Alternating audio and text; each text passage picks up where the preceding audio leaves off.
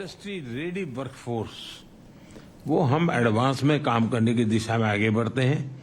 आपका अनुभव और आपकी रिक्वायरमेंट, उसके आधार पर अगर कोई हमारे पास प्रोडक्ट मिलता है कि भाई ये हमें चाहिए, तो हम उसके आधार पर काम आगे बढ़ा सकते हैं और बहुत तेजी से इसको हम बढ़ा सकते हैं।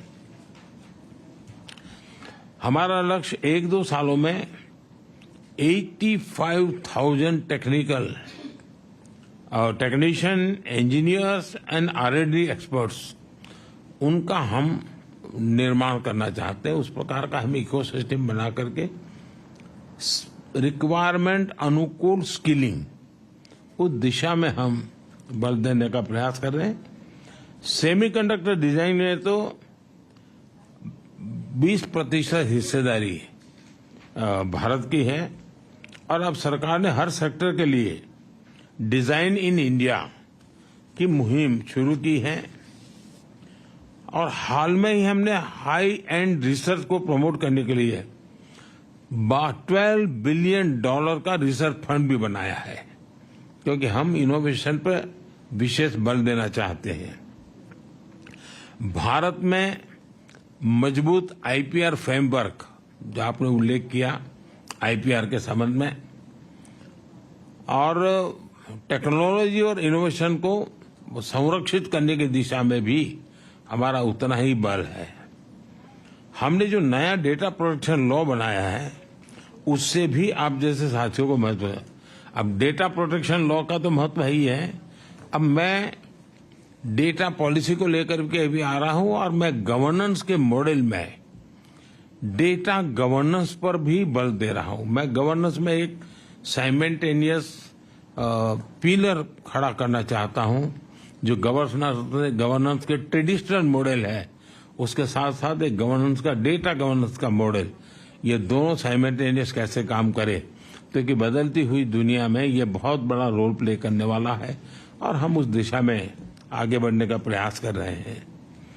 भारत AI स्ट्रेटेजी बनाने वाले सबसे पहले देशों में से एक है और मैं तो जब पिछली बार यहाँ आया था तो व्हाइट हाउस में हमारी एक छोटी सी टेक्निकल ग्रुप की मीटिंग थी, उसमें सुंदर भी थे और उस दिन मैंने कहा था कि मेरे लिए AI का मतलब है अमेरिका इन इंडिया।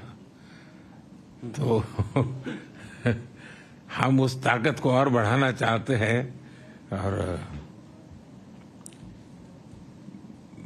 भारत ने जो टेक्नोलॉजी को डेमोक्रेटाइज करने की दिशा में जो काम किया है, वो हर प्रकार के डिवाइड को खत्म करने वाला एक बहुत ही सफल प्रयोग है, ऐसा हम अनुभव कर रहे हैं।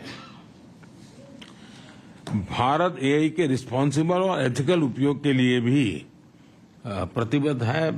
हम G20 समिट में बैठे थे, उसमें भी एथिकल यूज ये एक सबसे बड़ा एजेंडा विषय था हमारा और उसमें मैंने एक सुझाव दिया था कि जिस प्रकार से एविएशन किसी एक देश या एक राज्य के नियमों से नहीं चलता है, पूरा aviation sector global rules and regulation चलता है।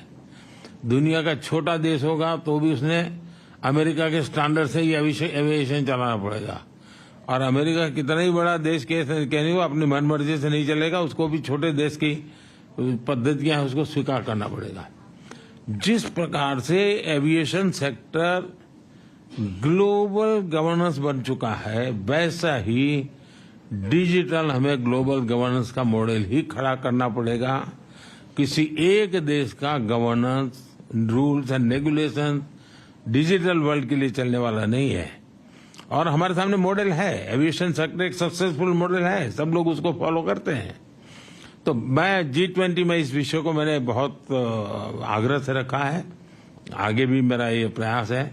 इतना ही नहीं, मैंने ये भी, जिस प्रकार से डीप फेक के कारण लोग आज परेशान है, तो उसके सामने भी मैंने एक कहा है कि क्यों न हम, जब तक कि समाज तैयार नहीं होता है, तब तक एक वाटरमार्क, हर इस प्रकार की चीजों पर वाटरमार्क आना चाहिए कि AI जनरेटेड है। तो एक व्यक्ति को लगेगा भाई इस पर मैं भरोसा करूं या ना करूं। और मैं मानता हूं कि आप जैसे जो टेक्नोलॉजी का एक्सपर्ट है, मानव जाति की बड़ी सेवा होगी। ये ठीक है, एक स्टेज आने के बाद शायद जरूरत नहीं पड़ेगी, लेकिन आज हम उस स्टेज पर हैं, हमें जरूरत पड़ेगी।